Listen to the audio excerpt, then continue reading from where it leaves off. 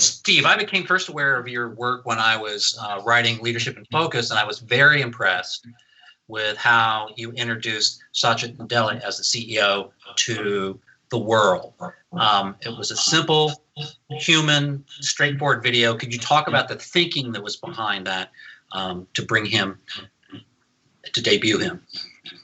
Yeah, well, first of all, thanks for inviting me to talk about my favorite topic, storytelling, Vern. And also thanks for that piece in the book. It was fun to read and took me back. So that was a little over 6 years ago that we shot that video, and it was shot in a building inside of Microsoft on, if I remember correctly, a Sunday afternoon, and I think we announced Satya as the CEO the Tuesday after that. And I had found out a few days earlier that he was going to become CEO, and along with my team, we'd been asked to think about, hey, how should we sort of announce Satya to the world? And traditionally, the way that you do that type of thing is you write up a press release and you send it to the media, and then you answer phone calls.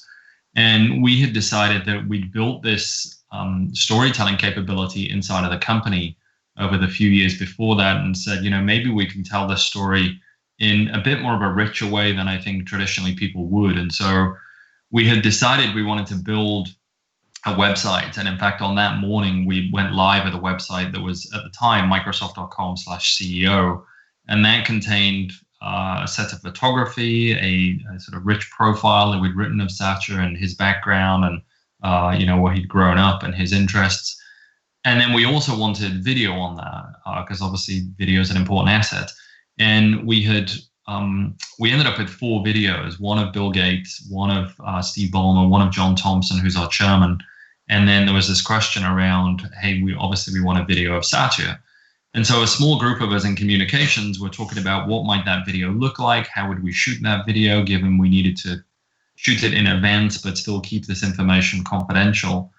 And we had talked about, I think there was a general consensus in the group that we would have this one-on-one discussion with Satya. And I think that, again, typically the way that you would do that is you'd sit 2 people down in chairs and you'd have what I thought would be a relatively traditional and relatively traditional conversation. And I said, this if we're going to do things non-traditionally, then let's do this interview non-traditionally, and let's do it as a walk and talk.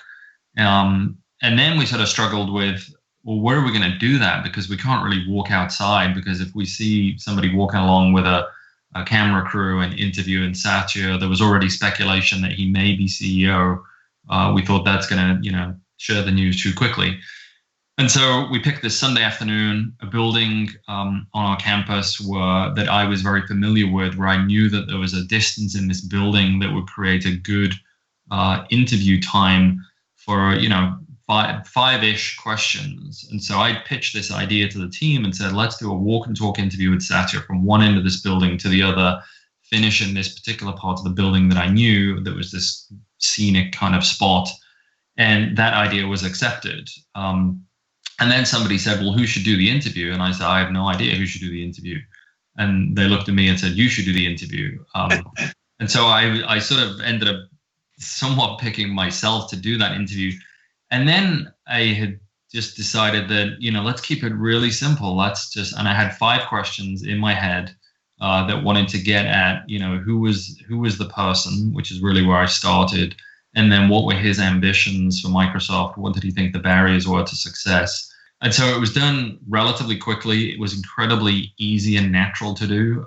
And then when people saw the outcome of this, the walk and talk conversation, they're very happy with it, including Satya, who thought it was, the right choice. So your questions weren't what I would even consider the traditional questions. They were really about humanizing him.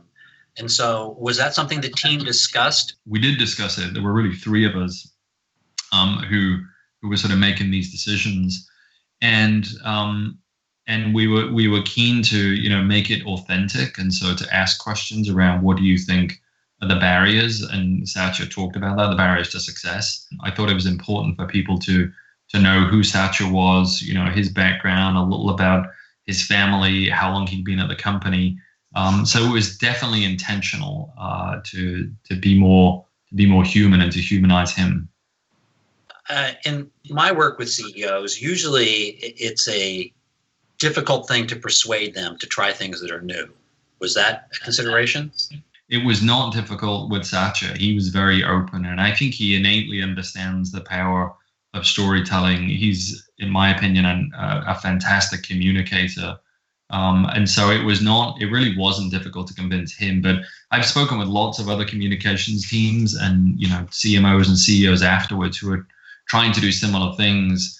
And I don't underestimate that, not everybody has as willing a subject as we had with Satya.